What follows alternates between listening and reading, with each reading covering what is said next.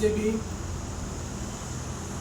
விடுதலை சிறுத்தைகள் கட்சி தொடங்கிய நாள் முதல், குறிப்பாக விடுதலை சிறுத்தை கட்சியுடைய தலைவர் எழுச்சி தலைவர் திருமா அவர்கள் 1989 தலித் மேதர்ஸ் ஆஃப் இந்தியா என்கிற பெயரோடு இயங்கிய இந்த அமைப்பில் தன்னை இணைத்துக் கொண்டு, அதன் பிறகு இந்த அமைப்பினுடைய ஒட்டுமொத்த கட்டமைப்பையும் மாற்றுகிற இடத்திற்கு வந்தார் அண்ணன் திருமா அவர்கள்.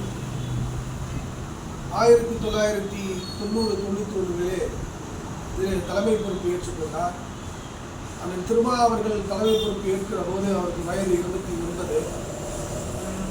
அவ்வளவு சிறிய வயதில் ஒரு இயக்கத்தினுடைய தலைவராக பொறுப்பேற்று அந்த இயக்கத்திற்கான கொள்கை, கோட்பாடு, லட்சியங்கள், இலக்குகள்,